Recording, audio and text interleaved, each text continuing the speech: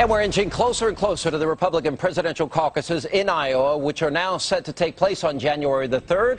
And the rest of the primary calendar is now beginning to take shape as New Hampshire is expected to announce that voting will take place on January the 10th.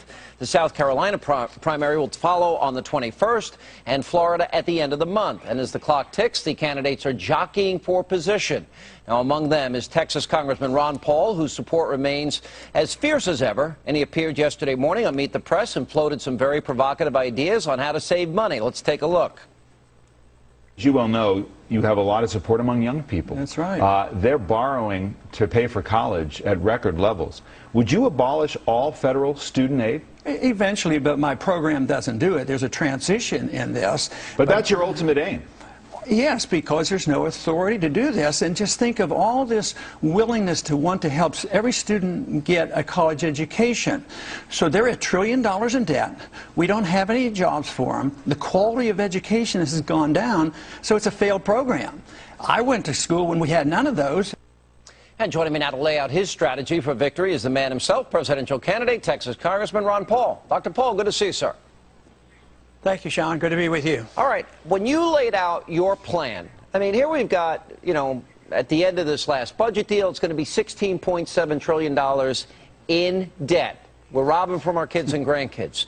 You have said this from the very beginning. Cal Thomas was telling me you actually had a billboard back years ago about the government, and it said, let's put big government on a diet or something to that effect. Right. We had a fat Uncle Sam, put big government on a diet. Yeah, exactly. All right, that was in '76. Things not only haven't changed, they've gotten dramatically worse. You've come up with a pretty, with a plan I actually support. You want to cut $1 trillion. How fast can you do it? Where would that money come from? Well, of course, it all depends on the people's understanding and the Congress willing to go with this. But you could do it at one time. People say, well, it's impossible to do this. But we had a pretty good history of slashing spending after World War II. We brought 10 million people home, and we slashed spending by more than 50% and cut taxes, and the economy was revived. So you don't have to wait. But my program is designed to do it. Like I said in that little clip there, that, yes, student loans should be phased out. It doesn't close them down right away, and there's a fund that will tide some people over. But it is a failed program, and my argument is that it's unconstitutional, and so much that we do now, not only is it not only unconstitutional, but we don't have the money. So I think the question is how serious do the other candidates and the people of this country think this debt is? I happen to think it's very serious. Like Cal pointed out, I was concerned in the 70s because I thought the situation was set up because of the change in the monetary system that it would end and that it would lead to endless spending and endless debt, and that's where we are. So I think we have to take this very seriously. Do you think you could knock $1 trillion off the top? Do you think you could do it in year one or within 2 years? How long do you think it would take you to say, wait a minute? Because right now we borrow 40 cents of every dollar. We take in 2.2, we spend 3.7. It's unsustainable. So how quickly do you think you could knock off $1 trillion in spending? Well, my program says in 1 year, but you have to be willing to do it, obviously, and you have to think that cutting is less painful than runaway inflation and having another downgrade on our credit, which is about to come soon. So, yes, but, you know, I list 5 departments to cut out, too. So, no, I'm not bashful about cutting spending, but it's just that I see this sovereign debt crisis worldwide is much more serious than anybody wants to admit. The other candidates aren't offering really any cuts. I don't think anybody in Washington is offering an actual cut. It's always the cut and the proposed increases, and so far the markets haven't been reassured and people haven't gone back to work and thought, well, we have things under control. So that's why I think it's so serious. All right, I got one question of a personal nature for you. You know, I have said for years that I think you have been somebody that has been, you know, out there warning of the dangers of big government and the Fed. I'm not a fan of Bernanke. I'm not a fan of Tim Geithner. I'm not a fan of monetary policy in this country. I think we could do a lot better. I've said this for years. I'm a supporter of the Mac Penny plan, which will freeze spending at 2011 levels, cut it 1% a year for 6 years, and then for the next 2 years keep it at 18% of GDP. You told me the other day you think that's probably a good idea, right? Yeah, it doesn't make the point quite as dramatically as I make it because I think it's so serious. But if I couldn't get my plan passed, that would be certainly a lot better than what we're doing. It would reassure the markets to some degree, and it would be worthwhile. And I think that listen, some people would be less. I'd say we got to balance the budget. We got to live within our means immediately. All right, but then you went out, you were asked a question by a reporter.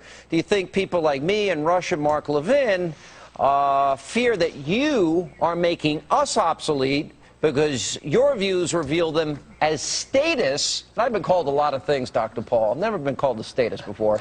And your answer was, well, I think if I gain influence, it's an embarrassment to them because they're not really limited government people, yet they make their livelihood fooling people into thinking that they're the real leaders of limited government. And I'm thinking, I agree with you on cutting $1 trillion. I agree with the Mac Penny plan. I thought Republicans spend too much money, and this president is 4 times worse. Where did that statement come from?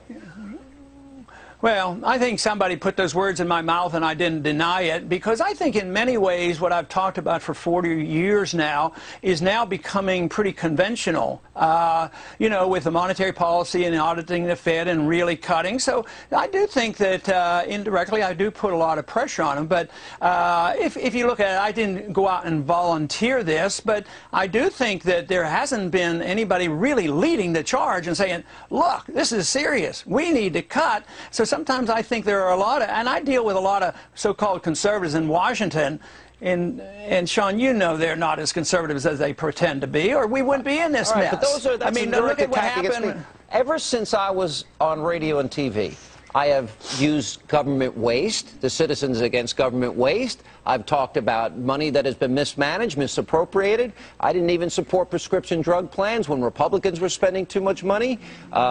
In the latter years of the Bush years, when 2006, 7, and 8 came along, I said they're spending too much money, as did a lot of conservatives like Mark and Rush. So I thought that charge was unfair. Here's my one area of disagreement with you. We'll move on from me. I look at what's happened in Libya, and I look at, I don't think this president thinks through what he's doing. I never thought the Arab Spring was going to be the democracy movement that it is, that they claimed it would be, rather. I'm worried about Islamic extremism. What is your answer? I mean, I know you want to cut defense. I know you want to pull the United States back from a lot of these areas, but don't we need to be proactive in going at them? You seem to believe that we're causing it by being involved in any way. Wouldn't that be putting our head in the sand in terms of extremists that already have had a desire to kill us and have shown so? No, I think it always backfires on us. Tunisia has just had an election, and they're going to have radical Islamists in. Libya is probably going to end up with them. Look at all this buying of friendship with Egypt. Now we're going to have a government there that's less friendly to Israel. We have the Kurds under attack now by both the Turks and the Iranians. So and we're driving these people into the arms of the Chinese. So I think this hurts Israel. I think it hurts our national defense. Besides, Sean, we're broke, and I want to cut this military. You said I want to cut defense. I don't. I want to cut military. Even with my cuts, we're going to have 5 times as much as China spends on their military. Nobody's arming themselves to invade this country, and I do not believe that we should be in nation building, and we should not be involved in the entangling alliance and the internal affairs of other nations. It's not part of our Constitution, and it was also strongly advised by our founders, and Eisenhower warned us to stay out of these entangling alliances. Robert Taft, the famous Mr. Republican, he says don't even get in NATO. But Sean, this policy now, they get the authority from NATO and United Nations. They don't even, we are Obama NATO. Doesn't even come. But we are NATO. I know, but how about the Congress? Don't you care about the Congress? I mean, I just don't think that. I think Congress.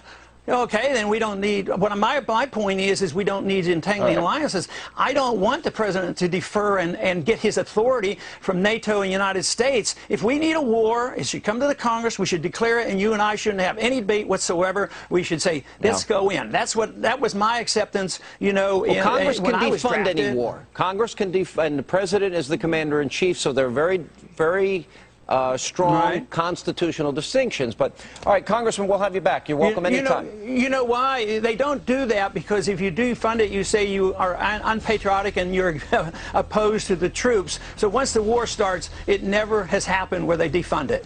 All right. Good to see you, Congressman. We'll be watching, and we appreciate you being on the show with us. Thank you. Okay.